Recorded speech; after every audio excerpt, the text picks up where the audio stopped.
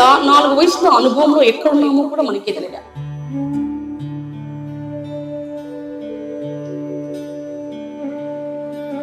అసలు ఈ సందేహాలు కొందరు పుడుతుంటాయి, కానీ వాళ్ళ దగ్గర సరైన సమాధానం రాకపోతే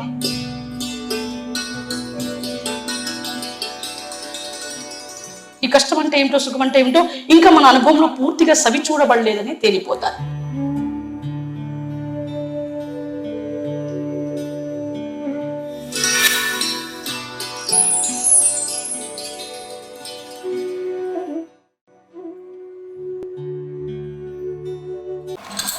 నమస్కారం. విశ్వ ప్రగతికి మూలం విశ్వమానవాళిక చదుపరి.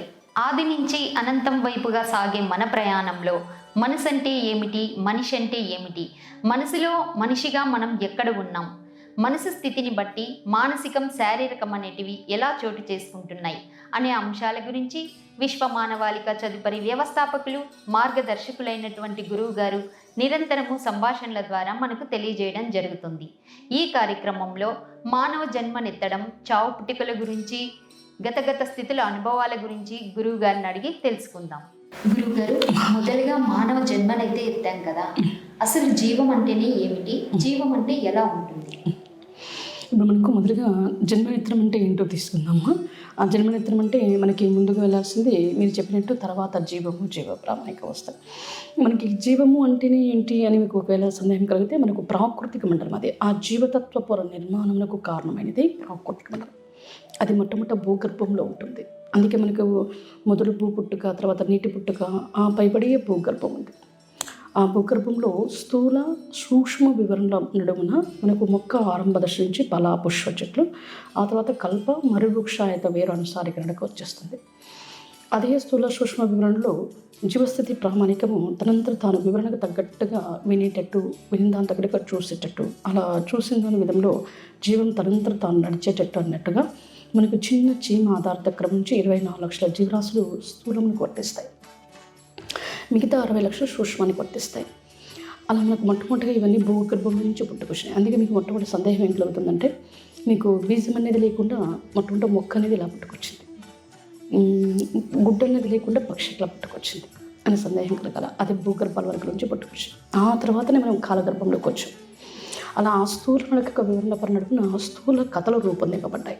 అది 721 స్థూల కథలు అంటాం. ఈ సృష్టిని పునర్సృష్టిని గావింప చేయటానికి గాను మనకి ఈ సృష్టి మధ్యములు ఉంది. అందుకే మనకు పైన ఏముందో, కింద ఏముందో, చుట్టూ ఏముందో తెలియదు. సృష్టి మధ్యమైన నిర్వహణ నడకలో మనం ఉన్నాం. అది కూడా జీవనాడి అనుసారికంలో మనం ఉన్నాం. అలా కాలగర్భ నడకలకు వచ్చిన తర్వాత మనకి స్థూల కథల ఆధారంగా మనకు ప్రాకృతి నుంచి విశ్వ సంపుటి అనే తీగలు వివరింపచేసి, అది కోణాల వివరణాయుత విషయాలతో కూడిన దారులే కాలక్రమ దారులు కలబట్టాయి. అట్లా మనకి 701 కాలక్రమ దారులకు గాను చుట్టూ కాలగర్భం చుట్టూ కాలాలు రూపొందింపబడుతూ వచ్చినాయి. ఆ కాలం అనే భూమి పొరని మనకు బ్రహ్మరంధ్రం అంటే ఆ జంగమదారిని మనకు బ్రహ్మరంధ్రంగా అలవర్చి, ఆ అలవర్చుట ఎందు ఆ బ్రహ్మరంధ్రం చుట్టూ జన్మ పర్యంతపు పొర అంటాం. అంటే జీవం జన్మనెత్తడానికి కారణమైంది. ఎందుకంటే మీకు తెలిసి ప్రతి జీవము భూమి ఆధారితంగానే జీవం పోసుకొని వస్తుంది. అది భూమిలో నిర్వహింపబడిన జీవతత్వ పొర. అదేవిధంగా ఆ జీవతత్వ పొర పుట్టుకకు కారణమైన ప్రాకృతి మనం ఏం చేస్తుందంటే, మన జన్మ పర్యంతపు పొరలో తీగలు ఉంటాయి. అంటే కాలక్రమ దారులను చెప్పుకుంటాం ఉన్నాం కదా, అవి కోణపు లోతుల తీగలు అనమాట. అట్లా ఒకటో కాలక్రమ దారులు తీసుకున్నట్లయితే ఒకటో జన్మ పర్యంత పొరయందు తీగలు ఉంటాయి. అప్పుడు ఆ తీగ నడక అనేది మనకు పొడుగు ఉంటుందన్నమాట. ఇంత పొడుగు అని ఉంటాయి. ఆ తీగ పొడుగును బట్టి జీవము ప్రవేశపెట్టాలి. అప్పుడు తీగ పొడుగు నడక ఎక్కువగా ఉందనుకోండి, దాన్ని జీవ ప్రామాణికము అంటాం. అట్లా మనకి ఒకటో నడక జన్మపర్యంత పొరలోని తీగల అలవరికకు తగ్గట్టుగా జీవము జీవ ప్రామాణిక దశల అలవరిక ప్రకారంగా ఆ ప్రాకృతిక మండలం ప్రవేశపెట్టేస్తుంది. ఆ తర్వాత రెండో జన్మపర్యంత పొర, అట్లా రెండో జన్మపర్యంత పొరలో రెండో కాలక్రమ దారులు అంటాం. అది కోనపు లోతుల వివరణలో ఇంకో కొంచెం తీగ పొడుగు పెరుగుతుంది. దాన్ని బట్టి జీవ ప్రామాణిక దశలను ప్రవేశపెట్టు. అట్లా మొత్తం 721 జన్మపర్యంతంలో పొర నడుమున జీవము జీవ ప్రామాణిక దశలను ప్రవేశపెట్టుకుంటూ రావడం జరుగుతుంది. దాన్ని ఏమంటామంటే జన్మ పర్యంతం. అట్లా జీవంలో ప్రవేశపెట్టిన తర్వాత వాటిని జన్మ పర్యంతపు పొరలు అంటాం. ఎందుకంటే ఆ తీగలలోనే ఆ జీవతత్వ పొరను ప్రవేశపెట్టడం జరిగింది కదా. ఆ ప్రాకృతి మనం ఏం చేస్తుంటే విభజించుకుంటుంది జన్మ పర్యంత పొరను. అలా విభజించుకుని జీవంను ప్రవేశపెట్టుకుంటూ వస్తుంది కాబట్టి వాటిని జన్మ పర్యంతపు పొరలు అంటాం. వాటన్నిటిని ఆ జన్మ పర్యంత పొరలు అన్నిటినీ కలిసి మానవ జన్మ అంటాం. అలా జన్మ అంటాం కదా. ఆ తర్వాత బ్రహ్మరథం నుంచి మనకు 72,000 నాట్లు పుట్టుకొచ్చుంటాయి. అందులో స్థూలములకు సంబంధించి 24 లక్షల మండలాలు. ఆ స్థూల కణాలలోనే ఈ జీవ ప్రామాణికను ప్రవేశపెట్టడం జరిగిపోతుంది మనకి. అందుకే అవి నాడీ మండలంలో ఉండంగానే మీకు ఇప్పుడు స్త్రీ నాడిని బట్టి స్త్రీ కణాలు, పురుష నాడిని బట్టి పురుష కణాలు అన్నట్టుగా ఆ కణాలలోనికి ఆ జనపర్యంత పొరల్లోని నిలువరింపబడిన ఆ జీవ ప్రామాణికను ప్రవేశపెట్టడం జరిగిపోతుంది. ఆ తర్వాత ఆ నాడీ మండలం నుంచి కణాలు ప్రథమ నాడుల్లోనికి విడుదలవుతాయి. ప్రథమ నాడుల్లోనికి ఎప్పుడైతే విడుదలవుతాయో అప్పుడు కణకలిక సారాంశ తీగలుగా విచ్చుదలకు వచ్చేస్తాయి. అలా విచ్చుదలకు రాబడిన తర్వాత మనకి ఆ కణకలిక సారాంశిత తీగ అల్లికలోని వివరణ తగ్గట్టుగా జీవ ప్రామాణికమును శబ్దం ఆధారంగా కదిలించడం జరుగుతుంది. అలా కదిలించడంతో అది స్త్రీ తీగ కాబట్టి అది స్త్రీ జీవంగా కదలగా జీవించేస్తుంది. అలా మొదలు ఎప్పుడైతే తీగ అల్లికలోని వివరణ తగ్గట్టుగా కదిలించడం జరుగుతుందో ప్రతి జీవ ప్రామాణికమును కూడా జీవించడం జరుగుతుందో అప్పుడు ఒక్కొక్క పాత్ర పోషణ తగ్గట్టుగా ఆ జీవము జన్మనెత్తినట్టు. అలా మొత్తం కలిసి మానవుడికి ఒక జన్మ పరిణామన జన్మనెత్తినట్టుగా తేలికద్దు. అట్లా 24 లక్షల స్థూల నాడీ మండలాల పరిణామన ఈ జీవ ప్రాముఖ్యం మనం పిలుచుకుంటుంటాం కదా. అమ్మ, అక్క, అన్న, వదిన, అక్క, బావ, ఇట్లా సంబంధ నడకలు వయసుకు తగ్గట్టుగా అట్లా ఒక్కొక్క పాత్ర పోషణ తగ్గట్టుగా జీవ ప్రామాణికలు కలిసి చేస్తాయి. ఇవన్నీ కలిసి మానవుడికి ఒక జన్మరీతికే వచ్చేసేస్తాయి. అందుకే మీకు 4 వయసు ప్రామాణిక పనులు, తొలుగు ప్రామాణికంలో వయసుకు తగ్గట్టుగా పాత్ర పోషణ పెరుగుతూ పోతాయి. ఎన్ని జీవ ప్రామాణికములు కలిస్తే గురువు గారు మానవ జన్మనెత్తడం అనేది మొత్తం 24 లక్షల మండలం. ఎందుకంటే మనకు 700 జన్మ పర్యంత పొరలు వచ్చాయి కాబట్టి ప్రతి జన్మ పర్యంత పొరలు మొత్తం స్థూల నాడీ మండలంలో మొదటి కణాలు వస్తాయి. మొదటి కణాల్లోనికి జీవ ప్రామాణికం ప్రవేశపెడితే అది మొదటి స్థూలకథగా మరియు మొదటి కాలక్రమదారులుగా తెలబడతాయి. ఆ తర్వాత రెండో జన్మ పర్యంతం మొత్తం ఆ 24 లక్షల నాడీ మండలంలోని మొదటి 2 కణాలలోనికి ప్రవేశపెట్టడం జరుగుతుంది. 2 కణాలలోనికి ఎప్పుడైతే ప్రవేశపెట్టడం జరుగుతుందో అది 2వ జన్మ పర్యంత పొర కిందికి వచ్చేస్తుంది. అట్లా మొత్తము ప్రతి కణకలిక సారాంశ తీగలను జీవ ప్రామాణికను ప్రవేశపెట్టుకుంటూ రావడం జరుగుతుంది. ఎందుకంటే ఇది సంపూర్ణ అర్థమే బాహ్య నడక. అందుకే మీకు తల్లికి బిడ్డకు సంబంధించిన విషయాలు అనడంతో ఆ కోణపు లోతు వివరణలోనే మీకు తల్లి అంటే ఏంటో అర్థమైంది. ఎందుకంటే ఇది పరిపూర్ణ అర్థం కాదు. అంటే పుట్టుక ఆధారక్రమం మనకు తెలియవు. ఊరికి ఆ పదాలకు అర్థాలు మాత్రమే మనకు తెలుసు. అందుకే ఆ పదాలు కూడా ఎక్కడ పుట్టుకొచ్చాయి, ఈ అమ్మ, నాన్న అనే ఈ పదాలు ఎక్కడి నుంచి పుట్టుకొచ్చాయా అని కూడా మనకు సందేహం కలగలేదు. కాబట్టి ఇవి నాడీ మండలాలకి ఆ పేరు. తల్లి నాడీ మండలం, తండ్రి నాడీ, అట్లాగా నాడీ మండలాలకు పేరు. వాటికి తల్లి కణాలని పేరు. ఈ జీవం ఎప్పుడైతే ఆ కణకలిక సారాంశిత తీగ అల్లికలోని వివరణ తగ్గట్టుగా జీవించబడుతుందో అలా జీవించబడితే ఏంటో తల్లిగానే మారిపోతుంది. అప్పుడు తల్లి అనుభవము అంటామన్నమాట. అలా అనుభవం నిలబడుతుంది కాబట్టి మనకి అది జన్మనెత్తడము అని ఇంకా పూర్తిగా అట్లా 24 లక్షల నాడీ మండలంలోని ప్రతి కనకలిక సారాంశ తీగనికి జీవ ప్రామాణిక ప్రవేశపెట్టడము, ఆ కనకలిక సారాంశిత తీగ అల్లికలోని విరంధకడిక శబ్దం ఆధారంగా కదిలించి జీవింపచేయడంతో అప్పుడు జన్మనిత్యామన్నట్టు తెలుపుతుంది. మొత్తం 700 జన్మ పర్యంతంలో ప్రణడున జీవస్థితి యొక్క ప్రామాణిక నిర్వహణ నడకలన్నీ కూడా జన్మనిత్తినట్టు తెలుపుతుంది. అది అన్ని కాలాలు ఏకకాల నడకలో ఈ ప్రయాణం సాగుతుంది. అందుకే మనకు అన్ని కాలంలో ఏకకాలంతో కూడుకోడి కదిలిస్తూనే ఒక్కొక్క కాలక్రమ దారులకు తగ్గట్టుగా మనకి ఈ పాత్ర పోషణలో జీవ ప్రామాణికం కదిలిస్తూ చేపిస్తూ రావటం ఏంటో ఎప్పుడైతే అది జీవించబడి మొదలు అనుభవానికి వచ్చాయి అని తేలబడతాయో అప్పుడు మనకు మానవునికి ఒక జన్మనెత్తాము, జన్మనెత్తి జీవించాము అనే కాడికి వస్తాం. అయితే గురువు గారు, జీవమన్నా ప్రాణమన్నా రెండు ఒకటేనా? జీవానికి ప్రాణం పోయడం అన్నది ఎలాగంటారు? ఇప్పుడు మనకి ఒక జీవంతో ఒక జీవము జీవింప చేయటానికి కాన మనకి శ్వాస ప్రాణమయ శ్వాస అంటాం. ఎందుకంటే కాలం కదిలి సమయం ముందుకు పోయి దారి కదలటంలో ఆ కోనపు లోతు చుట్టూ అనగా మనకు తల్లి కోనపు లోతు చుట్టూ జీవతత్వ పరిణామం జరుగుతుంది. అది తల్లి కోణమైనట్లయితే తల్లి శ్వాసను విడుదల చేయడం జరుగుతుంది. అప్పుడు మనకు ఆ శ్వాస మన యొక్క ముక్కుకొన నుంచి ప్రథమ శ్వాసనాళము, శ్వాసనాళ నిర్వహణ నుంచి నాభి మధ్యం చేరుకొని నాభి పొరల నడుమును తిరుగుతూ ప్రథమ నాడిలోని అదే వివరణతో కూడుకున్న కనకలిక సారాంశ తీగ అల్లికలోని వివరణ తగ్గట్టుగా జీవ ప్రామాణికము కదిలించి జీవింపచేయడం జరుగుతుంది.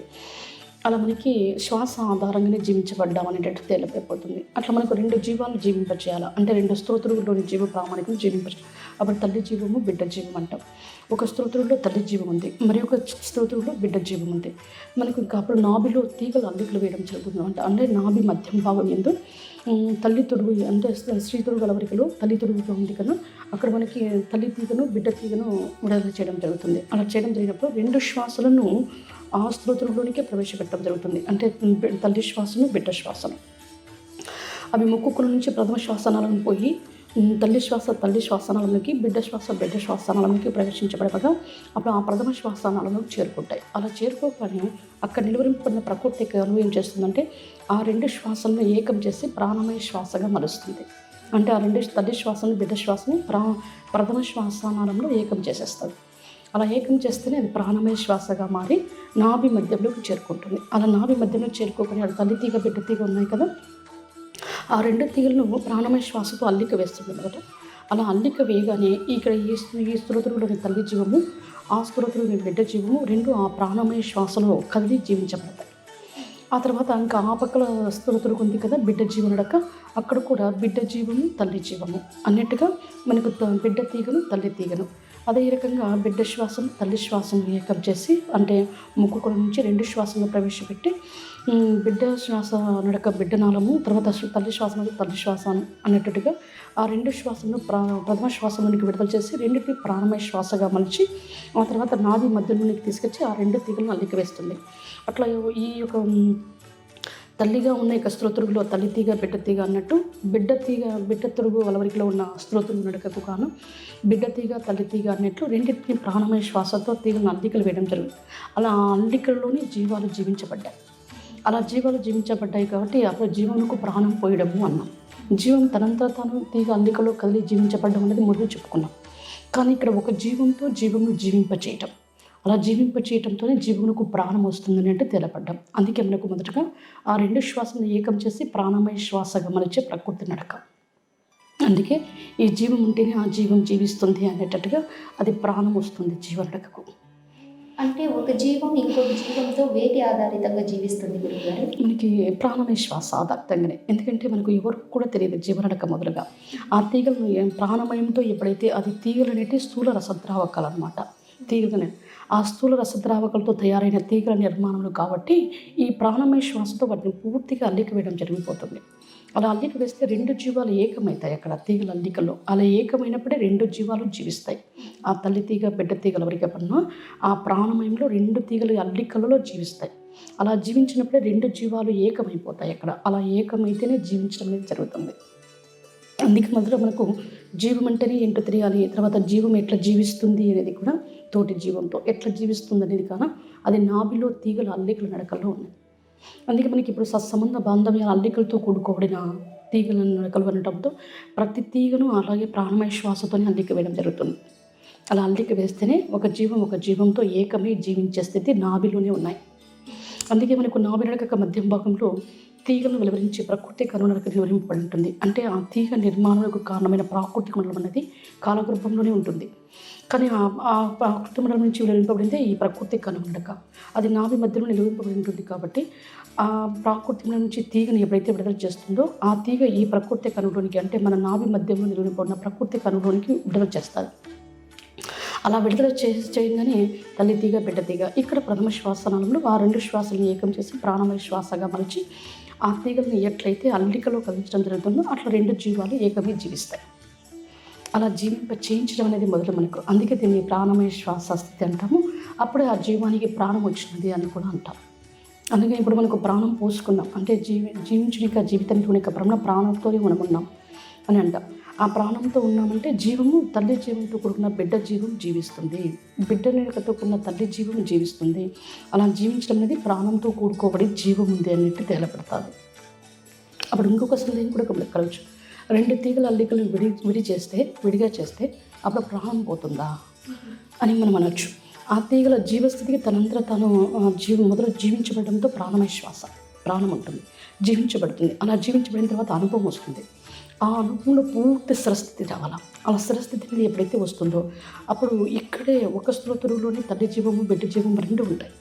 అలా రెండు ఉన్నప్పుడు మన నడక మన అనుభవమైన దారిలో మనమే ప్రయాణం చేస్తాము కాబట్టి అప్పుడు మనకి ఏ తీగకి ఆ తీగ అన్నట్టు వాళ్ళ అంటే బిడ్డ జీవ ప్రయాణం బిడ్డ జీవం ఉంది మన, ఎందుకంటే అది ఇంకొక స్తోత్రకు ప్రయాణం, మనది ఇంకొక స్తోత్రకు ప్రయాణం కాబట్టి ఎవరి ప్రయాణం వాళ్ళది అనేటట్టుగా అప్పుడు తీగల ముళ్ళని ఇట్లా ఇది వేట్ చేయడం జరుగుతుంది, అంటే ఇట్లా అల్లికలు వేయడం జరుగుతుంది. అందుకే ఇది ప్రాణంతో కూడుకున్న జీవస్థితి నడకలు అనేట్టు తెలియపడ్డాం. ఇంకా ఆ తీగలు అట్లాగనే ముళ్ళతో అట్లాగే ఉంటాయన్నమాట. అంటే దానికి సరైన అనుభవం లేకపోయినా జీవించబడేటంత వరకు, జీవం తనంతర తానుగా స్పందించేటంత వరకు, తల్లి ఎడల బిడ్డ, బిడ్డ ఎడల తల్లి అనేటట్టుగా పూర్తి జీవానుభవ స్పందన వచ్చేటంత వరకు కూడా ఆ ప్రాణమయ శ్వాస అల్లిక వేసిన తీగలు అట్లాగే ఉంటాయి నాలో. అందుకే నిరంతరము ఆ జీవం ప్రాణంతో ఉన్నట్టు తెలియపోతుంది. మరి గురువుగారు, జీవితకాల ప్రయాణము అంటారు కదా, అంటే ఏమిటి? జీవితం ఎప్పుడు పూర్తవుతుంది? మొదటిగా అవి కాలక్రమ దారులు అనడం జరుగుతుంది. ఆ కాలక్రమ దారుల్లో ఒక్కొక్క పాత్ర పోషణకు తగ్గట్టుగా 4 వయసు ప్రామాణిక పరంగా తొడుగు యొక్క ప్రామాణికంలో జీవించబడడం జరుగుతుంది. అందుకే మనకు బాల్యము, యుక్తము, కౌమారం, వృద్ధాప్యం. అలా వృద్ధాప్య స్థితికి వచ్చేసరికి జీవితకాలం పూర్తయిపోయింది అన్నట్టు మనం వాళ్ళు చెప్తుంటే మనం విన్నాం. అట్లా మనకు 700 కాలాల పరిణామన మనకి ఆ కోనపు లోతుల వివరణకు తగ్గట్టుగా జీవ ప్రామాణికం కదిలించి జీవింపజేయించుకుంటూ రావటం ఏందో మనకు మొట్టమొదటిగా బాల్యం, అందుకే జీవింపబడడం, జీవించడం మరియు జీవింప చేయడం అనే కాడికి వచ్చేస్తుంది. ఎందుకంటే బాల్యంలో ఒక తల్లి తండ్రి చేత జీవించబడతాం. ఆ తర్వాత యుక్త నిర్వహణ నడకకు వచ్చి మనం కూడా ఒక స్త్రీ పురుషునికి జీవిత నడక పరిణామన మళ్ళీ స్తోత్రకు నిర్మాణకు కారణమవుతాం. ఆ తర్వాత జీవించుతాం, జీవింప చేపిస్తాం అన్నిటట్టుగా మనకు ఇట్లా జీవితకాలం అంతా సాగిపోతుంది. ఆ రకంగా మనకు కోణాల వివరణాయిత విషయాలతో కూడుకున్న దారులు అనేటివి పెరుగుతూ వచ్చేస్తాయి. ఎందుకంటే ఉదాహరణకి మొదటి కాలంలో తల్లి కోణాలు తీసుకున్నట్లయితే మొదటి కోణమే ఉంటుంది, రెండో కాలంలో రెండో కోణం ఉంటుంది, మూడో కాలంలో మూడో కోణం ఉంటుంది. అట్లా మనకు ఒక్కొక్క కాలక్రమంలో ఈ కోణపు లోతులు అలవర్చుకుంటూ రావడం జరిగింది. అందుకే మనకు ఒక తల్లి కోణాలు తీసుకున్నా అన్ని కాలాల్లో ఉంటాయి, తండ్రి కోణాలు తీసుకున్నా అన్ని కాలాల్లో ఉంటాయి. అట్లా అన్ని కాలక్రమదారులో జీవించబడుతుంది. అందుకే నువ్వు ఒకప్పుడు ఒక తండ్రికి బిడ్డవు అంటావు, మళ్ళీ నువ్వు ఒక తండ్రివి అనేటట్టు తెలబడిపోతాయి. ఆ తర్వాత తండ్రికే తండ్రివి అనేటట్టు తెలబడిపోతాయి. అట్లా ఈ కోణాలలో కదిలించుకుంటూ రావడం వలన అలా కదిలించుకుంటూ జీవింపచేయడం జరుగుతుంది. కాబట్టి ఇవి 4 జీవిత కాలాల నడకలు అని చెప్తుంటే మనం వాళ్ళు విన్నాం. అందుకే మనకు 720 కాలక్రమ దారుల నడుపున మనకు బాల్యంతో కూడుకోవడం మొదలయ్యి తర్వాత యుక్తము, తర్వాత కౌమారము, వృద్ధాప్య నడకకు వచ్చేసరికి జీవిత కాలాల ప్రయాణం పూర్తయిపోతుంది. అలా పూర్తయిపోయిన విధంలోనే మనకి ఇంకా బాహ్యం నుంచి అంతరంలోకి వెళ్ళిపోవాలి మనం. ఒకవేళ సరైన అనుభవం నడక రాకపోతే మాత్రం మళ్ళీ మొదటి కాలం నుంచి మళ్ళీ తిరిగి మన ప్రయాణం సాగుతుంది. అది జీవితకాలం పూర్తి కావడం అన్నట్టుగా. అందుకే దాన్ని ఏమంటామంటే 100 సంవత్సరాల గమన నాటకీయత అని కూడా తెలపడం జరుగుతుంది. ఎందుకంటే మనకు 4 వయసు ప్రామాణికమైన తొడుగు ప్రామాణికంలో వయసుకు తగ్గట్టుగా పాత్ర పోషణలు జీవ ప్రామాణికలు జీవించబడుతూ వస్తాయి కదా. అలా జీవించబడితే ఇది 100 సంవత్సరాలుగా కూడా తేల్చడం జరిగింది, కాలమాన పట్టిక తేల్చడం జరిగింది. కాబట్టి ఇది ఇంతటితో జీవితకాలం పూర్తి అయిపోయింది అన్నట్టు ఒక సంపూర్ణ అర్థపరణ అట్లా కేటాయించడం జరిగింది. అది కూడా ఇది కేటాయించిన నడక కాలగమన నడక, అంటే ఆ కాలక్రమ నిర్మాణాలకు కారణమైన ప్రాకృతిక మండలం. అందుకే మనకు పూర్తిగా వృద్ధాప్య చివరి దశలు పూర్తి అయిపోయినాయంటే ఆడికి జీవితకాలం పూర్తయిపోయినట్టే. అంటే బాల్యం, యుక్తం, కౌమారం, వృద్ధాప్యం ఈ 4 పూర్తయితే జీవితం పూర్తయిపోయింది. ఇంకా వృద్ధాప్య చివరి దశ స్థితిలోకి ఇంకా జీవితకాలం పూర్తయిపోయినట్టే. అప్పుడు కాలము, సమయము, దారులు అనేటట్టుగా అన్ని కాలక్రమ దారులు జీవించబడ్డాం. అలా జీవించబడ్డ జీవితకాలం ఇంకా పూర్తి అయిపోయింది అన్నట్టుగా తెలియదు. గురువుగారు, అసలు చావు పుట్టుకలు అంటే ఏమిటి? మొదట స్తోత్ర నిర్మాణంలోకి వెళ్ళిపోదామా. ఎందుకంటే మనకి మానవుడికి జన్మనెత్తామని చెప్పుకున్నాం కదా.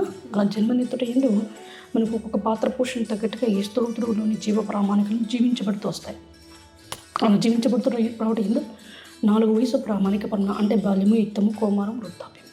అలా వృద్ధాప్యం పూర్తయ్యేసరికి జీవితకాలం పూర్తయిపోయింది అన్నట్టుగా మనకి గూడులో నుంచి జీవ ప్రామాణికం తొలగాల్సింది వస్తుంది. అదే మనకు మొట్టమొదట గిట్టడము అంటాం. ఎప్పుడైతే జీవస్థితి ప్రామాణికం గూడును విడనాడతాయో గిట్టడం నడకలు తర్వాత పుట్టడం అంటాం. మళ్ళీ తిరిగి 2 స్త్రీ పురుష నిర్మాణ పరిణడుపున శ్రేయస్థితి యొక్క భాగాల కలయికలలో మళ్ళీ పిండోత్పత్తి క్రమం ఎందు ఆ ప్రాకృతిక మండలాలు స్తోత్రకు నిర్మాణం చేస్తాయి. అలా నిర్మాణం చేయడం ఎందు మనకి ఆ జీవ ప్రామాణికంని మళ్ళీ ప్రవేశపెట్టడం జరుగుతుంది. అంటే మనకు మొదల 4 జీవిత కాలాల పరంగా జీవించబడి ఉన్నాయి కదా, ఆ జీవ ప్రామాణికుడిని మళ్ళీ తిరిగి, ఎందుకంటే బ్రహ్మల నుంచి 72,000 నాడుగా అమెరికన్ ఎప్పుడైతే ఏర్పరచడం జరుగుతుందో, అట్లా స్థూల నాడీమల పరంగా కణాలను ప్రథమ నాడిలోనికి విడుదల చేయబడగానే ఆ జీవ ప్రామాణికులు ప్రవేశపెట్టడం జరుగుతుంది. అలా ఆ జీవ ప్రామాణికంలో అనుభవం మీద మాత్రమే మళ్ళీ స్తోత్రకు నిర్మాణం జరుగుతుంది పిండోత్పత్తి క్రమంలో. అప్పుడు దాన్ని ఏమంటామంటే మళ్ళీ పుట్టుక అంటాం అనమాట. అంటే స్తోత్రకు నిర్మాణంలోనికి మళ్ళీ తిరిగి జీవ ప్రామాణికలు ప్రవేశపెట్టేందుకు 9 నెలల వరకు, అంటే 3 నెలల పెండం గిట్టిపోయిన సమస్థితి నుంచి జీవ ప్రామాణికలు ప్రవేశపెట్టి ఆ తర్వాత ఆ జీవ అనుభవం మీద స్తోత్రకు నిర్మితం చేసుకుంటూ రావడం జరుగుతుంది. అలా నిర్మితం చేసుకుంటూ రావడం ఎప్పుడైతే జరుగుతుందో దాన్ని పుట్టుకు రావడము అంటాం. అట్లా మొట్టమొదటి మన ప్రయాణము పుట్టి గిట్టుతో మొదలైంది. ఆ తర్వాత మనము ఆ అనుభవించిన అనుభవపూర్వక విధానాల లోతుల్లో బాహ్యమే ఏర్పడిపోయింది. ఇప్పుడు బాహ్య అనుభవ లోతుల్లో అట్లా ప్రతి స్తోత్రులకు అన్ని కాలక్రమ అనుభవం ఉండబడ్డ ద్వారా ఆ యొక్క బాహ్య అనుభవ లోతులు ఒక మనస్సు అనే పదనక పుట్టుకొచ్చింది. ఆ తర్వాత ఈ స్తోత్రులకు ఒక మనిషిగా కదలండి. అట్లా మనసుకు మనిషికి మధ్య మెదురు పరిక్రమలో మన ప్రయాణం జరుగుతూ వచ్చింది. ఎప్పుడైతే ఆ అనుభవదారులు స్థిరస్థితి అనేది ఏర్పడకపోగా మనమంతా దారును అటు ఇటుగా మలిచేసుకున్నాం. అటు ఇటుగా మలుచుకోవడంతో అది ఒక రకమైన మనస్తత్వపరంగా మారిపోయింది. అలా మారిపోవడం ఇంకా జీవస్థితి యొక్క ప్రామాణికలు అలా జీవించబడుతూ పోతున్నట్లయితే జీవితకాలం సాగుతూ పోతుంది. ఎప్పుడైతే దారులు అటు ఇటుగా మలుచుకోవడం జరిగిందో ఆ దారిలో సరైన అనుభవం నడక రాకపోగా అసంతృప్తి నడక చేత ఎగిరబడిపోయి ఆ జీవస్థితి ప్రామాణికలు ఒత్తిడి చెంది విసిగిపోయినట్లయితే అప్పుడు తమంతరం తాముగానే గూడు నాడతాయి. అందుకే మనసులో దారి కానరాక దిక్కు తోచక మన వాళ్ళు కొందరు ఉరేసుకున్నారంటే చెప్తుంటే విన్నాం. ఆ దారిలో విషలికతో కొన్ని దారులు చిక్కుముళ్ళు వేసుకుంటే దారిలో పోతుంటే కాలము సమయం వక్రించి తర్వాత ప్రమాద హెచ్చరికల్లో చనిపోయినా కుదరంటాడు.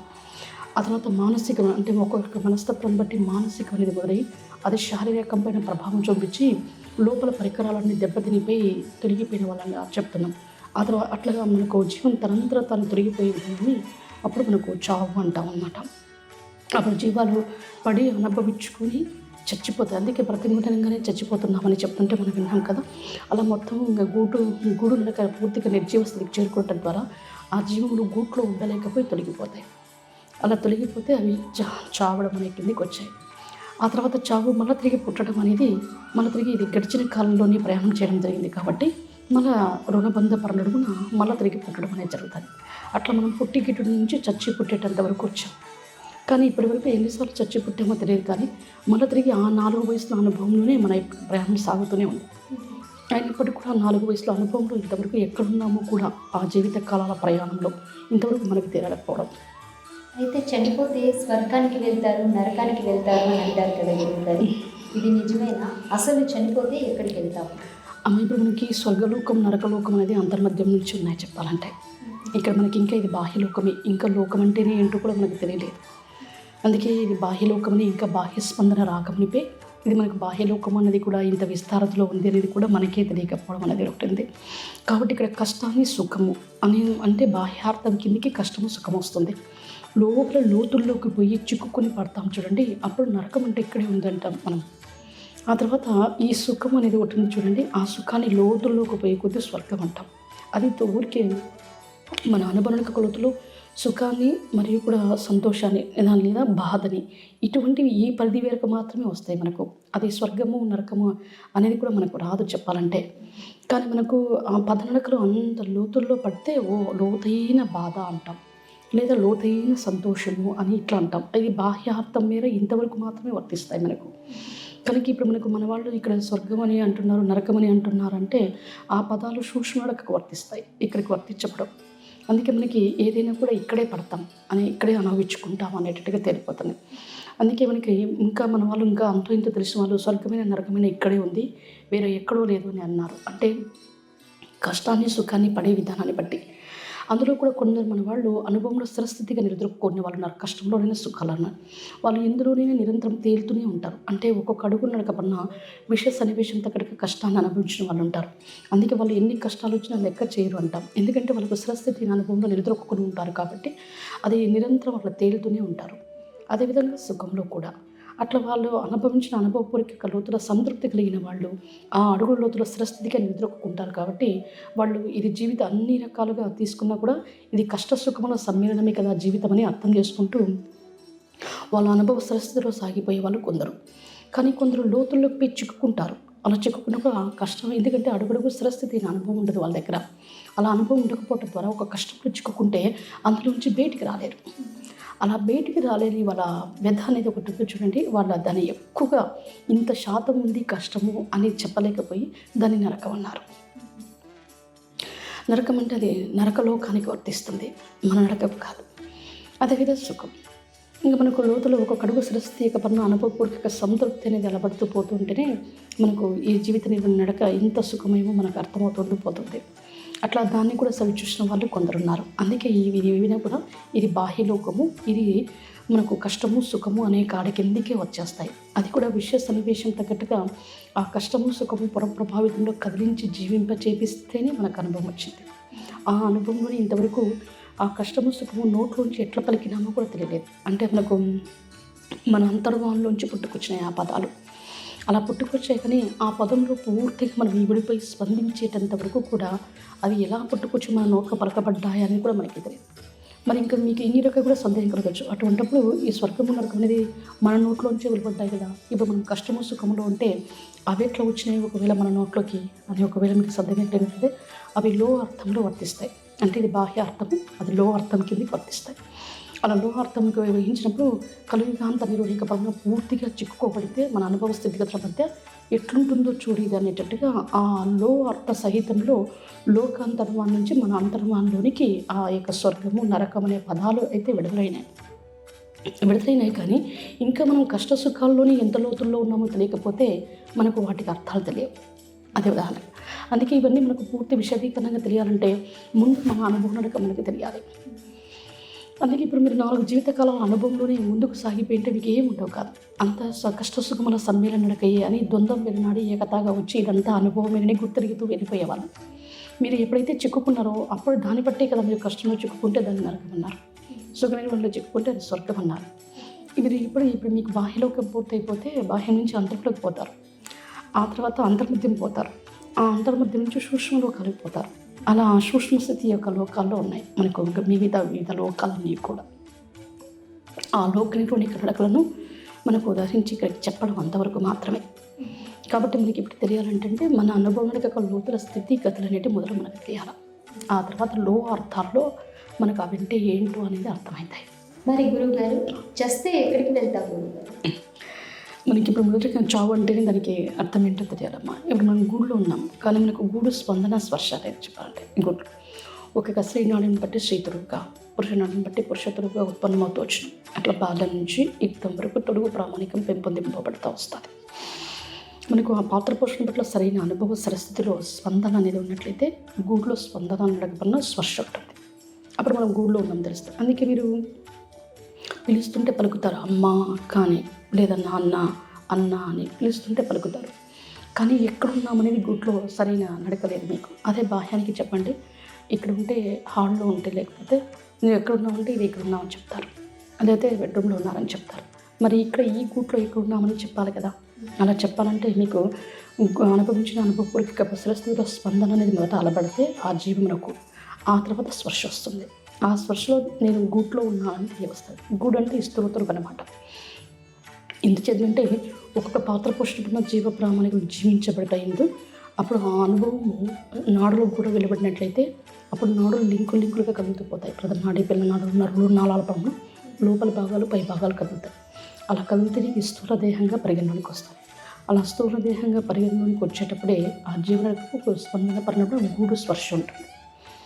అప్పుడు మనకు గూట్లో ఎక్కువ ఉన్నామని తెలియడమే కాకుండా స్థూల తిరుగులో ఉన్నంత వరకు, అంటే ఈ దేహంలో ఉన్నంత వరకు ఎలా ఉంటుంది, ఈ దేహం విరనాడితే ఎట్లుంటుంది అనేది తెలియవస్తుంది మొదటగా.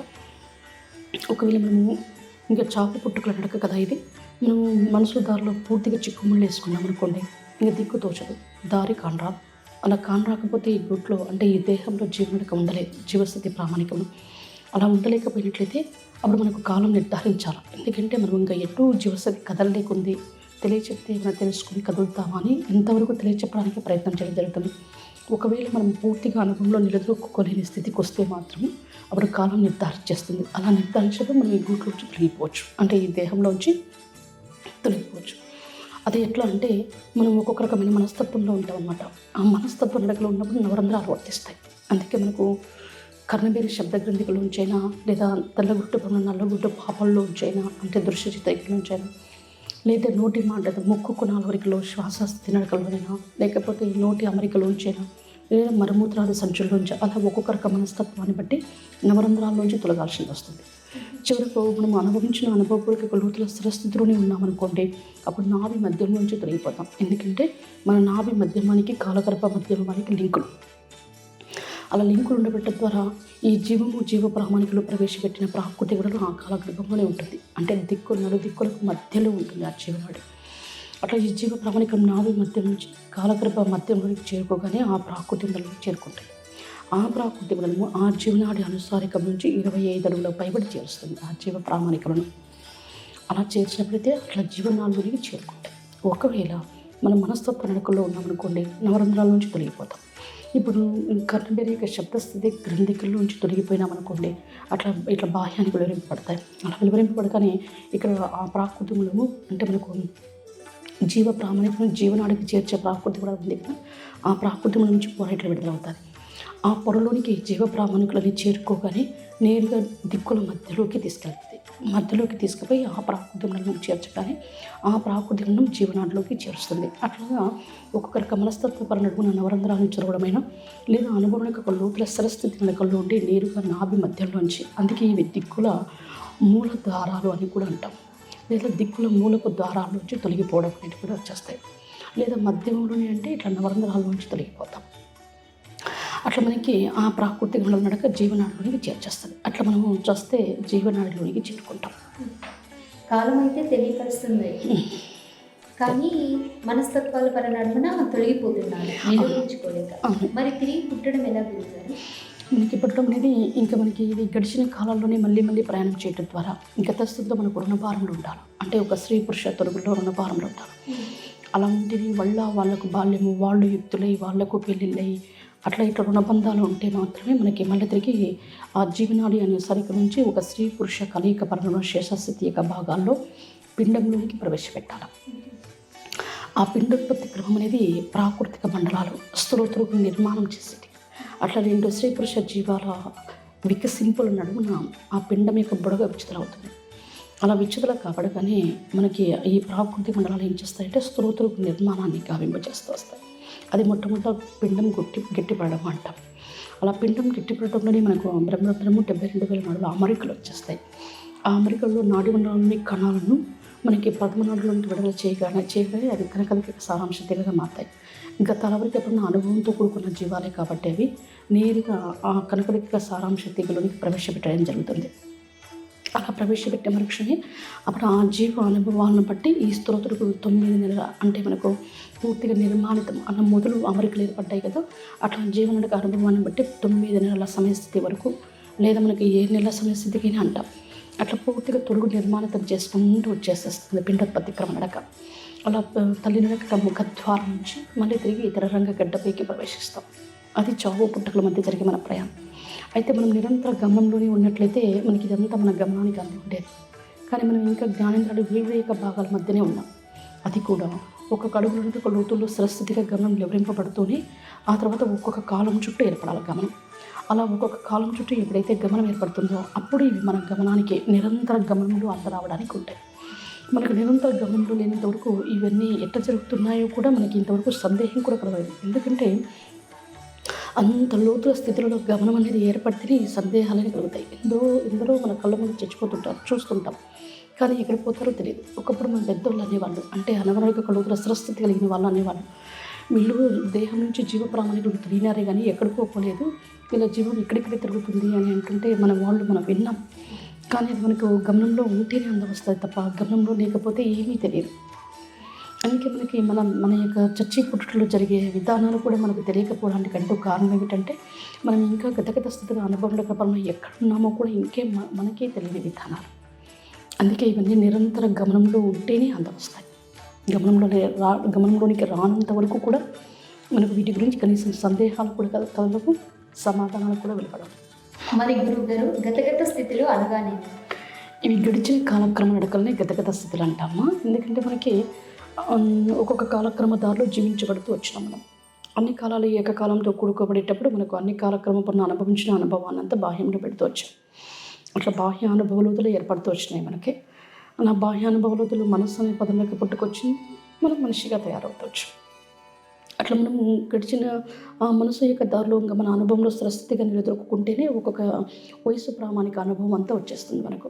అట్లా మనకు బాల్యము, యుక్తము, కౌమారము, వృద్ధాప్యము అట్లా ఏ వయసుకు ఆ వయసు అనుభవం పూర్తవుతూ వచ్చినట్లయితే అప్పుడు మనకు జీవితకాలం పూర్తయిపోయి బాహ్యం నుంచి అంతరంలోకి వెళ్ళిపోయేవాళ్ళం. అట్లా బాహ్యానికి అంతరానికి మధ్య మన ప్రయాణం సాగుతూ వచ్చేది. కానీ ఇక్కడ ఏమైందంటే మనకి ఈ యొక్క 4 వయసుల అనుభవమే సరి స్థితి అనుభవంలోకి రాకపోవడం వల్ల మరలా తిరిగి గడిచిన కాలాల్లోనే మనం ప్రయాణం చేయవలసి వచ్చింది. అందుకే మనకి ఇప్పటికీ చచ్చి పుట్టి 4 వయసుల అనుభవంలోనే మనం ఉన్నాం. అందుకే ఒకప్పుడు వయసుకు తగ్గట్టుగా అనుభవం ఉండేదని మన పెద్దలు చెప్పేవాళ్ళు. అందుకే పిల్లలు వాళ్ళకేం తెలుస్తుంది అని అంటుంటే మనం విన్నాం అన్నమాట. ఇప్పుడు చచ్చిపుట్లో అందరికీ 4 వయసు ప్రామాణిక ప్రసారాలు కదులుతూనే ఉన్నాయి. అందుకే వాళ్ళు 4 వయసుకు తగ్గట్టుగా మాట్లాడుతూనే ఉన్నారు, మనం వింటూనే ఉన్నాం. అందుకే ఇప్పుడు వయసుకు తగ్గట్టుగా అనుభవం కాదు, ప్రతి ఒక్కరిలోనూ కూడా 4 వయసుల అనుభవం అనేది ఉంది. కాబట్టి వాళ్ళు వయసుకు తగ్గట్టుగా కాకుండా అన్ని విషయాలను అర్థం చేసుకోగలుగుతున్నారు, అన్ని విషయాల పట్ల కూడా మాట్లాడుతున్నారని మనం వింటున్నాం. అయినప్పటికీ కూడా మనకు బాహ్య ప్రసార ప్రభావితమైన ఆ 4 వయసు ప్రామాణిక ప్రసారాలు మన గమనంలో అందాల. అలా అందితేనే మనకు 4 వయసు ప్రామాణిక ప్రసారాలు ప్రతి ఒక్కరికి ఉన్నాయని తెలుస్తుంది. అట్లా మనం గడిచిన కాలాల్లోనే మళ్ళీ ప్రయాణం చేసుకుంటూ వస్తూనే ఉన్నాం. అందుకే వీటిని ఏమంటే గడిచిన కాలాల అనుభవపూర్వక నడకలు అంటాం. మరి ఒకవేళ నేను ఇప్పుడు నా ప్రయాణం నేనున్నాను, గత స్థితిని బట్టే ప్రస్తుత స్థితి నా ప్రయాణం అంటే నేను గడిచిన కాలంలో ఏ కాలక్రమ దారిలో నాకు సరైన అనుభవం నాకు రాలేదో మళ్ళీ తిరిగి ఆ కాలక్రమ ప్రయాణంలోనే సాగించడం జరుగుతుంది. అందుకే పిల్లలు పుట్టుకతోనే వృద్ధులుగా వస్తుంటే మనం విన్నాం, యుక్తులుగా వస్తుంటే కూడా విన్నాం. అందుకే కొందరు బాల్యంతోనే వస్తుంటే కూడా కొందరు విన్నాం. అట్లా మనకి ఒక గత స్థితిలో ఉన్న ఏ వయసు అనుభవపూర్వక కంటే సరస్థితి అనుభవం రాకపోవడం ద్వారా ఉంటుందో మళ్ళీ తిరిగి అక్కడి నుంచే మన ప్రయాణం సాగుతుంది. అందుకే ఎక్కడ వదిలిపెట్టి వెళ్ళామో మళ్ళీ తిరిగి అక్కడి నుంచే మన ప్రయాణం సాగుతుంది అన్నట్టు మన అనుభవంలో కలిగిన వాళ్ళు చెప్పగా మనం విన్నాం. అయినప్పటికీ కూడా మనకు గమనం లేకపోవడం అనేది ఒకటి ఉంది. కాబట్టి ఇప్పుడు అన్ని కాలాలు ఏకకాల నడక నుంచి ఈ కాలక్రమ దారిలో మనం జీవిస్తున్నామని, అలా జీవించగా జీవిత కాలాలు పూర్తయిపోయినాయని, అట్లా మొట్టమొదటిగా ఒకసారి స్త్రీగా అంటే స్త్రీనాడిని బట్టి స్త్రీతుడుగా, పురుషనాడిని బట్టి పురుషతుడుగా, అట్లా మనకి ఒకసారి చచ్చి పుట్టి గిట్ట నడక పూర్తయిపోయినాయని, ఆ తర్వాత మనము మన అనుభవంలో మనమంతటా మనం జీవించబడే విధానంలో స్థిరస్థితి అనుభవం నడకలేక చావు పుట్టుక నడకలకి వచ్చామని, అట్లా చావు పుట్టుకలకు వచ్చినప్పటికీ కూడా 4 వయసు ప్రామాణిక అనుభవం పూర్తి కాకపోగా మరలా చచ్చి పుడుతూనే ఉన్నాం. అట్లా ఇప్పటికీ ఒక్కొక్కరు 40-50 సార్లు చచ్చి పుట్టినప్పటికీ కూడా ఇంకా 4 వయసుల అనుభవంలో ఎక్కడ ఉన్నామో కూడా తెలియకపోవడం. అందుకే వీటిని ఏమంటామంటే గడిచిన కాలాలు అంటాము. ఆ గడిచిన కాలంలో ఎందుకు మళ్ళా గడిచిన కాలంలో ప్రయాణం చేస్తున్నామంటే అవి గత స్థితిలో అనుభవాలు అంటాం. అప్పుడు గత స్థితిలో చిక్కుకుంటేనే కదా మళ్ళీ తిరిగి అక్కడి నుంచే గడిచిన కాలాల్లోనే మన ప్రస్తుతం ప్రయాణం చేయవలసి వచ్చింది. అందుకే ఇప్పుడు ఎవరి ప్రయాణం కూడా మొదటి కాలం నుంచి ఉండదు. ఎక్కడైతే సరైన అనుభవం లేకుండా ఉంటుందో అక్కడి నుంచి ఉంటుంది. కాబట్టి ఇదంతా కూడా మనకి ఏ కాలం నుంచి నీ ప్రయాణం సాగుతుందో చెప్పు అని అన్నప్పుడు మనం గమనంలో ఉంటే తెలుస్తుంది. ఇన్ని కాలక్రమ అనుభవపూర్వక నడక మన లోపల సరైన అనుభవపూర్వక స్థితిలో ఉంది, ఈ కాలంలో సరైన అనుభవం నడక లేదు కాబట్టి అది మళ్ళీ తిరిగి గడిచిన కాలంగా పరిగణలోనికి వచ్చింది. మళ్ళీ ఆ గడిచిన కాలంలోనే మళ్ళీ తిరిగి మనం ప్రయాణం చేస్తున్నాం అనేది మన గమనంలోకి తెలియరావాలి. కానీ మనకు గమనం అనేది ఏర్పడలేదు. కాబట్టి వీటిని ఏమంటామంటే గత స్థితులు అని అంటాం.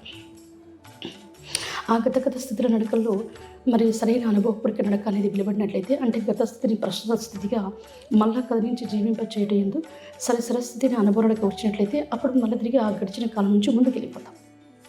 లేదు ఇప్పుడు కూడా మనకు ఆ గడిచిన కాలంలో మరలా కదిలించి చేయించినప్పటికీ కూడా సరైన అనుభవపూర్వక సంతృప్తి నడక అనేది ఏర్పడలేదనుకోండి, మరలా తిరిగి ఆ గడిచిన కాలంలోనే ప్రయాణం చేయాల్సి వస్తారు మన చచ్చి పుట్టినా కూడా. అందుకే వీటిని మనం గత స్థితులతో మన ప్రయాణం ముడిపడి ఇప్పటికి కూడా సాగుతూనే ఉన్నాం. అందుకే మనకు ఇంకా మన అనుభవాన్ని గుర్తిరిగి సరిమలిస్తే తప్ప ఆ సరిమల్ప పరిణడుపున ఉన్న అనుభవాన్ని నిలబెట్టుకునే స్థితి మనకు వచ్చినట్లయితే అప్పుడు పూర్తి చేసుకుంటూ పోతాం. ఒక్కొక్క కాల అనుభవాన్ని పూర్తి చేసుకుంటూ పోతాం. లేకపోతే మళ్ళీ తిరిగి గడిచిన కాలాల్లోనే మనం ప్రయాణం చేస్తూనే ఉంటాం. అంటే పిల్లలకైనా పెద్దలకైనా 4 వయసులకు సంబంధించిన అనుభవం అనేది ఉంది అంటారు. ప్రతి ఒక్కరిలో ఉంది. ప్రతి ఒక్కరిలో కూడా 4 వయసులో అనుభవం అనేది ఉంది. అందుకే ఇప్పుడు ఎవరు చెప్పే వాళ్ళం కాదనేది కూడా తెలిసిపోతుంది. ఎందుకంటే వాళ్ళకి అంతా తెలిసిపోయి ఉంది అనుభవములుగా. అందుకే వాళ్ళే చెప్తుంటే, పిల్లలే చెప్తుంటే పెద్దలు వినే స్థితిలో ఉన్నాం మనం ఎందుకంటే వాళ్ళు సరైన అనుభవపూర్వక లోతుల స్థిరస్థితి నడకల్లో ఉంటారు, సరి అయిన దారిలో ఉంటారు. పెద్దలుగా కూడా పెద్దోళ్ళకు కూడా పెద్దల విషయాలు చెప్తున్నారు పిల్లలు. అలా చెప్తుంటే వీళ్ళు ఎంతటి అనుభవజ్ఞులని మన అనుభవ లోతుల్లో మనకు గమనం ఉంటేనే వాళ్ళ అనుభవ లోతులైనా మనకు తెలియవస్తాయి. కానీ ముందు మన అనుభవ లోతుల్లో మనకు గమనం లేకపోవడం ద్వారా వాళ్ళ అనుభవ లోతులు మనకు గమనానికి అందరం. కాబట్టి వాళ్ళు ఎంతటి అనుభవజ్ఞులో కూడా మనకు తెలియకపోవడం. అందుకని మనం వాళ్ళని చూస్తేనే వాళ్ళ మాటాయిత తీరు నడకను బట్టి వాళ్ళు ఎంతటి ఏ పాత్ర పోషణ పడిన కూడా అర్థము అవగాహనతో కూడుకోబడి ఎంతటి అనుభవజ్ఞులో మనకు తెలియాలి. అలా తెలియవచ్చినట్లయితే మనకు మరి ఆ అనుభవం మనకెందుకు లేదు అన్నప్పుడు మనం మనసు లోతుల్లో మనిషిగా ఎదగకపోగా దారిలో స్థిరస్థితిని అనుభవం కాక ఇష్టము అయిష్టత చేత లేదా అర్థం కాక సంతృప్తి అసంతృప్తి వలన దారిలో అటు ఇటుగా ఎప్పుడైతే మర్చుకున్నామో మనకు ఒక రకమైన మనస్తత్వ పొర ఏర్పడిపోయింది. అలా ఏర్పడిపోయినప్పటి నుంచి మనం ఇంకా ఆ వయసు అనుభవాల్లోనే చిక్కుకున్నాం. కాబట్టి వాళ్ళు అనుభవం స్థిరస్థితిలో సరైన అనుభవం వాళ్ళ దగ్గర ఉంది, మన దగ్గర వంకర్దారుల నడక అనేది మన దగ్గర ఉంది. అందుకే వయసుకు తగ్గట్టుగా అనుభవం కూడా లేదు అని అంటుంటే మనం విన్నాం. అలా అన్నామే తప్ప వాళ్ళ లోతుల్లోకి తొంగి చూసే స్థితి ఇంకా మనకు రాలేదు. 1 2 3 4 గురువు గారు, అదేవిధంగా గత స్థితుల ప్రకారం అనుభవం ప్రకారంగానే ప్రస్తుతం ప్రయాణం అనేది జరుగుతుందంటారా? అవునమ్మా, ఎందుకంటే మనకు గత స్థితిలో అనుభవం ప్రకారంగానే ప్రస్తుత ప్రయాణం సాగుతారు. ఎందుకంటే నువ్వు లోకం ఒకసారి నువ్వు ఒకసారి పుట్టలేదు, లోకంతో పాటు నువ్వు పుట్టుకొచ్చావు అని అంటుంటే మనం విన్నాం. అట్లా మన అనుభవాలన్నీ తీసుకొచ్చి ఈ లోకంలో నింపాం మనం.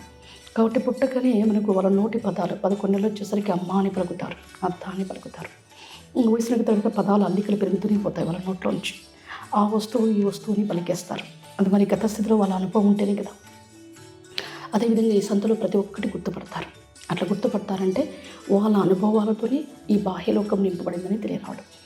అందుకే మనకి ఈ లోకవాసులమే మనము అనేటట్టుగా తెలబడిపోతాయి. అందుకే ఎన్నిసార్లు చచ్చి పుట్టినప్పటికీ కూడా మన గత స్థితిలో అనుభరణ ప్రకారంగానే ప్రస్తుతం మన ప్రయాణం జరుగుతుంది.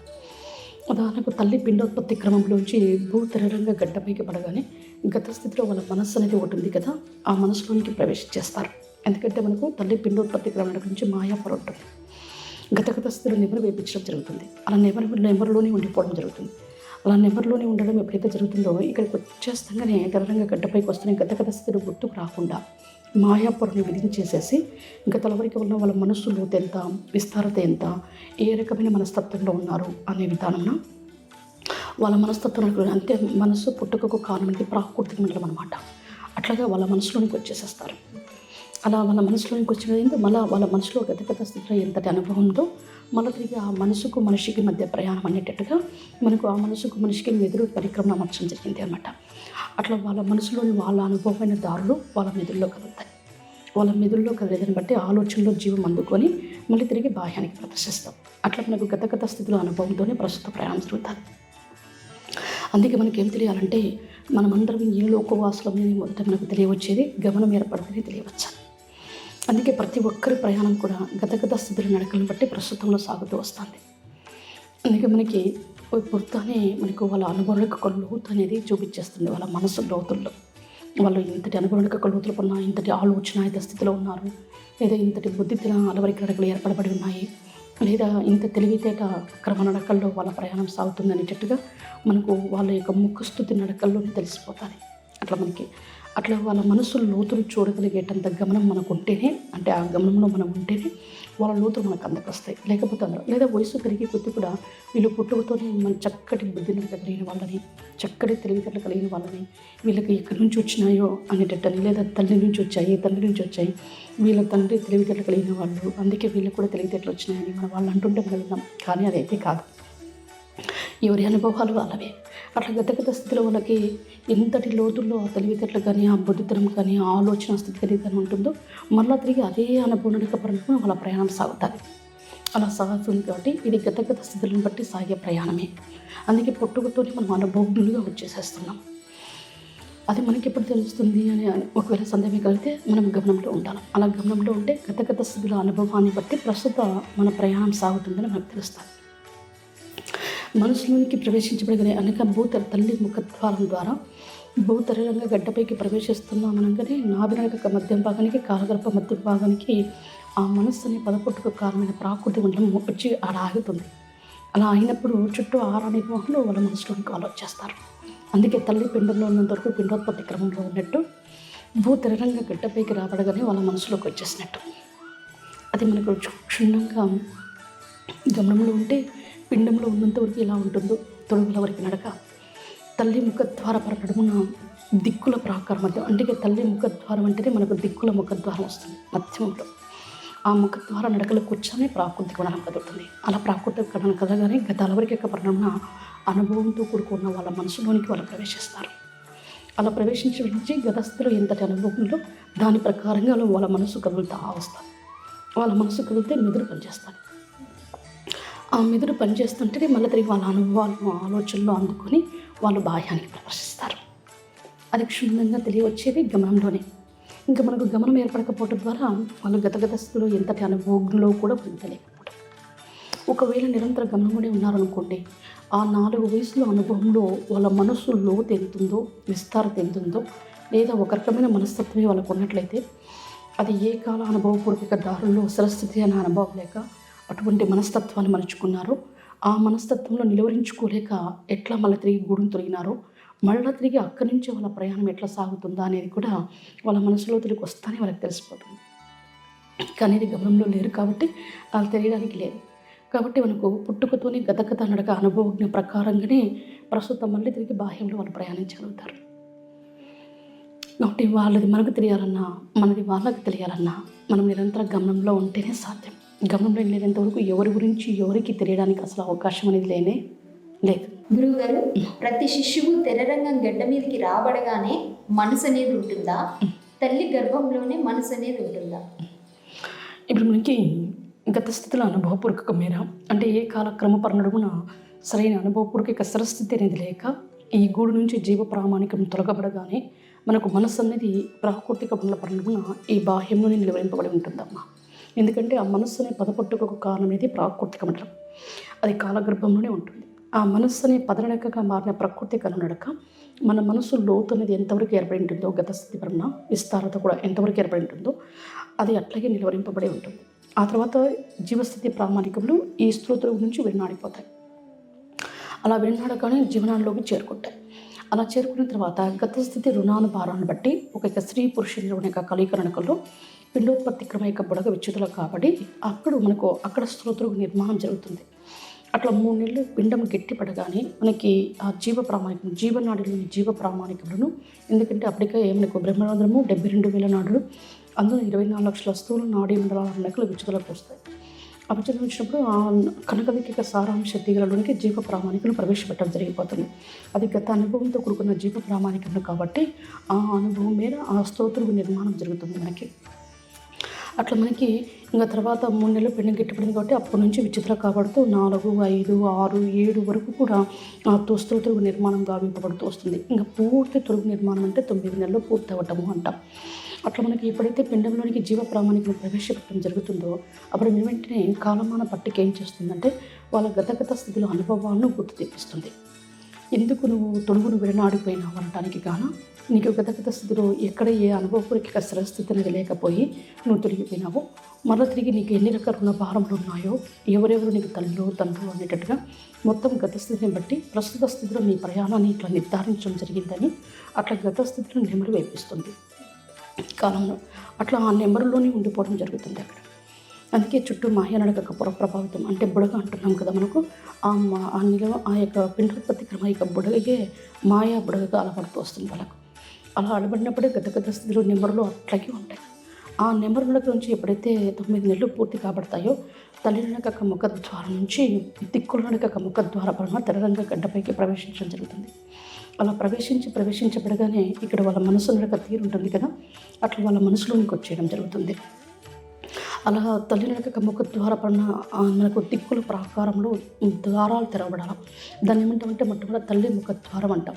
ఆ తర్వాత అది దిక్కుల మధ్యమ ద్వారానికి వస్తుంది. ఆ ద్వారం ఎప్పుడైతే తెరవబడుతుందో టక్కున వాళ్ళ మనసులోకి వచ్చేస్తారు. అంటే అప్పుడు నాభి మధ్య భాగానికి కాలగర్భ మధ్య భాగానికి లింకులు కాబట్టి ఆ మనస్సు అనే పదన యొక్క పుట్టుకకు కారణమైన ప్రాకృతి గుణాన్ని కలిగిస్తారు. అలా కదిలినప్పుడు నీళ్ళు వాళ్ళ మనసులోనికి వచ్చేస్తారు. అలా వచ్చినప్పుడు మనకి ఇంకా గత స్థితిలో గుర్తుకు లేకుండా మాయాపూర్ణ విధి చేసేసి వాళ్ళ మనసులోనికి ప్రవేశపెట్టడం జరిగిపోతుంది. అలా ప్రవేశపెట్టడం జరగడంలో గత స్థితిలో వాళ్ళ అనుభవం లోతుల్లో మనసు అనేది ఎంత లోతుల్లో ఉందో మనకు మనసుకు మనిషికి మధ్య మెదురు పరిక్రమణ అమర్చబడటం ద్వారా ఆ గత స్థితిలో అనుభవపూర్వక దారులు మెదురులో కదులుతాయి. అలా మెదురులో కదిలినప్పుడు ఆలోచనలు అందుకొని మళ్ళీ తిరిగి బాహ్యానికి ప్రదర్శించడం జరుగుతుంది. అందుకే మనకు మనసుకు మనిషికి మధ్య మెదురు పరిక్రమ ఉండబడటం ద్వారా మనం ఎంతటి అనుభవమో తెలియలేదు. అందుకే ఊరికి మనకు మనసులో కాల సమయస్థితి ప్రకారంగా మన మనసు దారులు కదలడము, మన మనసు దారులు కదులుతున్నాయి మెదురులో కదులుతున్నాయని ఆలోచనలు జీవం అందుకుని బాహ్యానికి ప్రదర్శించడం అంతవరకు ఉన్నాయి. అందుకే మనకు అనుభవంలో లోతుల స్థిరస్థితులను ఏర్పడితే మనసు అర్థమంత మనిషి అంటే ఏందో వాళ్ళ మనసు లోతులు మనకు కనపడతాయి. లేదా వాళ్ళకు కానీ వాళ్ళ లోతుల్లో వాళ్ళు ఉన్నట్లయితే వాళ్ళ మనసు లోతు విస్తారంలో వాళ్ళకి తెలుస్తాయి. అంతవరకు కూడా మనకి గత స్థితిలో అనుభవపూర్వక పరిణామని వాళ్ళ ఆలోచనలో వాళ్ళ అనుభవాలు అందుతున్నాయని వాళ్ళకి తెలియకపోవటం. అలా మనకు ప్రస్తుతం ఇప్పటివరకు కూడా మనసుకు మనిషికి మధ్య మెదురు పరిక్రమ నిర్వహణ నడక మాత్రమే ఉంది. అది పూర్తిగా గమనించాలి. అందుకే ఆలోచన స్థితి నుంచి గమనించే స్థితికి వస్తే మనకి ఆ మనసు యొక్క లోతు విస్తారత అనేది మన గమనంలోకి అందుతాయి. అంతవరకు మనకు నిరంతర గమనంలో లేము కాబట్టి పిండోత్పత్తి క్రమ దశస్థితిలో ఉన్నంతవరకు ఎలా ఉంటుందో, లేదా భూతరంగ గడ్డపైకి వస్తానే మన మనసులోనికి మనం ఎలా ప్రవేశించబడతామో, మన తిరిగి గత స్థితిలో మన మనసు లోతులను బట్టి మన తిరిగి మన బాహ్యానికి ఎట్లా ప్రదర్శిస్తామో అన్నది మనకు తెలియకపోవడానికంటూ కారణం ఏమిటంటే మనపై మనకు గమనం అన్నది లేకపోవటమే. కాబట్టి గమనం ఏర్పడితేనే తెలియవస్తుంది. అయితే గురువు గారు, గత స్థితుల అనుభవాలన్నీ ఎవరికి వారుగానే ఒక్కసారిగా తెలుసుకోవడానికి ఉన్నాయి. మనకి ఒక్కొక్క కాలక్రమ దారులను బట్టి కర్ణబేరి శబ్ద గ్రంథికులు అయినప్పటికీ కూడా, మరియు కూడా తెల్లగుడ్డు పర్ణము నల్లగుడ్డు పాపలు అయినప్పటికీ కూడా, ఒక్కొక్కరు నుంచి శ్వాసస్థితి అలవరికైనప్పటికీ కూడా, లేదా మనకు ఏ తీగ అల్లికలో జీవ ప్రామాణికం కలిగిందో అదే తీగ అల్లికను అంతర్వాణి తీగను అల్లిక వేసి ఆ అల్లికకు ఒక రకమైన శబ్దాన్ని కూర్చి అదే నోటి పద శబ్దంగా వివరింపబడ్డానికి గాను కొండ నాలుగు నుంచి గాత్ర స్పష్టత పడి నాలుక ఇక వంపు నుంచి పెదవి విరుపుల ద్వారా మాటలు రావడము, మరి కూడా జీవము ఆ అనుభవపూర్వక కదలికలు ఎప్పుడైతే స్పందించబడుతుందో స్పర్శ వెలువడము, అట్లా మనకి శబ్దము దృశ్యము శ్వాసస్థితి కలవరిక అంతర్వాణి పదజాల అల్లికలు వెనుక స్పర్శ, అలా ఈ యొక్క 5 ఆధారంగానే ఒక్కొక్క తీగ అల్లికలోని వివరణ తగ్గట్టుగా జీవ ప్రామాణికము కదిలిస్తూ జీవింపచేస్తూ రావడం జరిగింది. అందుకే ఇప్పుడు మనం ప్రతి ఒక్కటి కూడా వినగలుగుతున్నాం, విన్న దాని తగ్గట్టుగా చూడగలుగుతున్నాం, చూసిన దాని తగ్గట్టుగా మాట్లాడగలుగుతున్నాం. ఆ రకంగా చూస్తే ఇవన్నీ అనుభవం ఇన్నిటిగా ఉన్నాయి. అయితే ఇక్కడ ఏంటంటే కొన్ని వంకర వినికిడి, వంకర దృశ్యం, వంకర మాటలు మలుచుకున్నాం మనం. అందుకే ఇప్పుడు మన అనుభవాన్ని మనం గుర్తిరిగితే తప్ప సరిమర్చుకోవడానికి లేదు. సరి వినికిడి, సరి దృశ్యము, సరి మాట, సరి చేత నడక అంటాం. అలా మనకి ఇప్పుడు విడివిడి భాగాల మధ్యనే ఇప్పుడు పనిచేస్తున్నాయి. ఎప్పుడైతే మనము మన అనుభవాన్ని గుర్తిరిగి సరిమర్చడానికి ప్రయత్నం చేస్తామో ఒక్కొక్క తీగ అల్లికతో కూడిన దారిలో స్థిరస్థితి అనుభవం రావాలి. ఇంకా అటు ఇటు కాస్త ఊగిసలాడుతున్నంత వరకు మరలా వింటున్నట్టే ఉంటాము, విన్న దాని దగ్గరగా చూస్తూనే ఉంటాము, చూసిన దాని దగ్గరగా మాట్లాడుతూనే ఉంటాం. అందుకే నేను ఇంకా బాగా వినలేదని, ఇంకా బాగా చూడలేదని, బాగా మాట్లాడలేదని మనకే తెలుస్తుంటాను. ఎప్పుడైతే ఒక్కొక్క తీగ అల్లికలోనికి విన్న దగ్గరగా పూర్తి స్థిరస్థితిని అనుభవం వస్తుందో అప్పుడు సరివినికిడి, సరిదృశ్యం, సరిమాట, సరిచేత నడక అన్నట్టు వచ్చేస్తుంది. అలా రాబడుతూనే వెంటనే 5 జ్ఞానేంద్రియ నడకలు అంటే మనకి ఇప్పుడు అనుభవమే అంటే జీవస్థితి నడక ఇది అనుభవమే అని గుర్తిరిగితేనే ఇవి జ్ఞానేంద్రియాలుగా మారుతాయి. అంతవరకు మీరు అనేది ఏంటంటే 2 చెవులు, కనులు, ముక్కు, నోరు, చర్మపూర స్పర్శ అంటారు. వీటిని లోపల పోయేసరికి గుర్తిరిగే కొద్దీ ఏంటంటే జీవ నడకలు ఒక్కొక్క తీగ అల్లికలోని వివరణ తగ్గ కదలడానికి గాను శబ్దం ఆధారంగా చేసి కదిలించడము, తర్వాత శబ్దంలో ఆ తీగ అల్లికలోని వివరణ తగ్గ జీవ ప్రామాణికం కదిలి జీవించినట్లయితే అది తల్లి తీగ అయినట్లయితే తల్లి జీవంగా మారుతుంది కాబట్టి అది దృశ్యం. అది తర్వాత తల్లి మాట అనేటట్టుగా వెలువడతాయి. అప్పుడు తల్లి స్పర్శ అన్నట్టు వస్తుంది, గుడ్లు స్పందన స్పర్శ అన్నట్లు. అట్లా మనకి శబ్దము, దృశ్యము, శ్వాసస్థితి కలవరిక అంతర్వాణి పదజాల అల్లికలనక స్పర్శ అన్నది కూడా ఆ తర్వాత మనకు గమనంలోకి పోతేనే తెలుస్తుంది. అట్లా ఒక్కొక్క తీగ అల్లికతో కూడిన దారిలో జీవస్థితి ప్రామాణికనక ఎప్పుడైతే పూర్తి స్థిరస్థితిని అనుభవంలో నిలదొక్కుంటుందో వెంటనే ఇది జీవస్థితి, ఇది అనుభవమేనని గుర్తుకుంటే అనుభవమే జ్ఞానంగా పరిగణలోనికి వచ్చి అప్పుడు ఇవి జ్ఞానేంద్రియాలు అవుతాయి. అలా జ్ఞానేంద్రియాలు ఎప్పుడైతే అవుతాయో అప్పుడు ఆ జన్మ పర్యంత పూర్ణ తీగేటల ఆ 5 జ్ఞానేంద్రియాలు ఏకమైపోతాయి. అలా ఏకమైతేనే మొట్టమొదటి మనకు గమనించే స్థితి వస్తుంది. అప్పుడు ఆలోచన స్థితి నుంచి గమనించే స్థితికి వచ్చాము అనేటట్టుగా. అలా ఇంకా ఒక్కొక్క తీగ అల్లికతో కూడిన దారిలో గమనం అలవడుతూనే పోతుంది. అలా అడుగడుగు యొక్క లోతుల్లో అప్పుడు అంతటా గమనం అనేది వస్తుంది. అప్పుడు ఇంకా ఏకమైనాయి కదా. ఆ తర్వాత ఇంకా గమనించగా ఆ గమనించుట్లో ఏదైనా అనుభవం విని ఇంకా పూర్తి స్వస్థితికి ఎప్పుడైతే జీవ ప్రామాణికం ఎదుర్కొంటుందో అప్పుడు ఇది సరైన దారేనని లోకగమనం నిర్ధారించాలి. అలా లోకగమనం నిర్ధారిస్తేనే ఆ 5 జ్ఞానేంద్రియాలు ఏకీకృతమైపోతాయి తీగలో. అప్పుడు మనకు అసలు గమనం ఏర్పడినట్టు. ఈ అసలు గమనం ఎప్పుడైతే ఏర్పడుతుందో అప్పుడు మనకి ఇంకా గమనం కొంచెం అంతటా ఇట్లా అలబడుతూ పోతుంది. అలా అలబడుతూ పోయటం ఎందు ఆ గమనంలో మన గత స్థితిలో అనుభవాలన్నీ అంత వస్తాయి. ఎట్లా కదిలాము, ఎలా జీవించాము, ఎంతటి అనుభవంలోకి వచ్చాము, మరలా తిరిగి ఈ గడిచిన కాలంలోనే ప్రయాణం చేయడానికి కారణం ఏమిటి, ఆ స్థిరస్థితిని అనుభవాన్ని ఎందుకు కోల్పోయినాము, మరలా తిరిగి ఎంత ప్రయాణం చేస్తున్నా కూడా అది అనుభవం ఎందుకు పూర్తిగా రావట్లేదు, ఇవన్నీ కూడా వివిధ రకాల కారణాలు ఏమైతే ఉన్నాయో అవన్నీ కూడా మీకు గమనంలో అందించుకుంటూ వస్తుంది లోకగమన నడక. అట్లా ప్రతిదీ కూడా మీ గమనంలో మీకు అందరావాలి. అందుకే మీ గత స్థితిలో అనుభవాలన్నీ కూడా అంటే ప్రస్తుతం ఇప్పటి వరకు మీకు ఎంతటి అనుభవానికి లోతుల స్థితిగతులు ఏర్పడ్డాయో అవన్నీ మీ గమనానికి అందిస్తూనే ఆ తర్వాత మళ్ళీ తిరిగి మీరు మన గమనపూర్వకంగా ప్రయాణం చేపిస్తుంది. అంటే అప్పటికే మనము గమనించడము పలానా అని ఖచ్చితంగా గమనిక వేయడము గమనారంలో విశదీకరించే స్థితికి వచ్చేసింటాం. ఆ తర్వాత గమనంలో యోచనగా మారుతుంది. ఆ తర్వాత అనుభవంలో ఇది అనుభవం తెలియవచ్చే కొద్ది గమనం యోచనగా వచ్చేస్తుంది. ఆ తర్వాత ఒక్కొక్క అడుగు లోతుల్లోకి పోయి కొద్ది గమనీకృతంగా మారుతుంది. అట్లా గత స్థితిలోకి తీసుకుపోవడంలో గమనీపూర్వకంగా అవుతుంది. అప్పుడు మన గత స్థితిలో అనుభవాలన్నీ మన గమనంలో మనకు అందవస్తాయి. అప్పుడు మనం ఏంటో మనకు తెలుస్తుంది. అంటే ఇప్పటి వరకు 4 వయసుల అనుభవంలో ఎక్కడున్నామా అన్నది ఆ గమనంలో మనకు అందవస్తుంది. అలా గమనం ఏర్పడినంత వరకు కూడా మనం ఎంతటి అనుభవం ఉన్నామో ఆ అనుభవం ఎలా వచ్చిందో అనేది కూడా మనకేమీ తెలియదు. అందుకే ఈ జ్ఞానేంద్రియాల విలువల యొక్క భాగాల మధ్య ఉన్నంత వరకు కూడా మనం ఎప్పుడు సరిగ్గా వింటామో, సరిగ్గా చూస్తామో, మాట్లాడతామో కూడా తెలియని విధానం. అందుకే ఇప్పుడు పూర్తి అనుభవంలో స్థిరంగా నిలదొక్కుంటే తప్ప మనకు పూర్తిగా గమనం అంతటా అలపడటానికి లేదు. అలా గమనం అలపడితే తప్ప మన గత స్థితిలో అనుభవాలు మనకు తెలియడానికి లేవు. అందుకని ప్రతి ఒక్కరికి కూడా గమనం ఏర్పడాలి. తమ గత స్థితిలో అనుభవాలన్నీ వాళ్ళ గమనంలో వాళ్ళకి అందరావాలి. అప్పుడే వాళ్ళంటే ఏంటో వాళ్ళకి తెలియవస్తుంది. సంతోషం గురువు గారు. చావు పుట్టుకల నడుమున గత స్థితుల అనుభవాలను బట్టి సాగే మా ప్రయాణాలని చాలా చక్కగా ప్రేక్షకులకు చెప్పారు. ధన్యవాదాలు గురువు గారు. నమస్తే. మరి వీక్షించారు కదా, జీవం అంటేనే ఏమిటి, చావు పుట్టుకలు, గత స్థితుల అనుభవాల గురించి గురువుగారు చెప్పిన సంభాషణల్ని. అదేవిధంగా మీకు కూడా ఏవైనా అంశాల గురించి తెలుసుకోవాలి అనుకుంటే మీ ఫోన్ కాల్స్, ఈమెయిల్స్ ద్వారా మాకు తెలియచేయండి. అంతేకాకుండా మనసు స్థితిగతులు మరియు మానసిక ఒత్తిడిని జయించడం సంబంధించి విశ్వ మానవాళిక చదుపరి విద్యా సంస్థలో నిరంతరము శిక్షణా తరగతులు కూడా ఇవ్వబడును. నమస్కారం.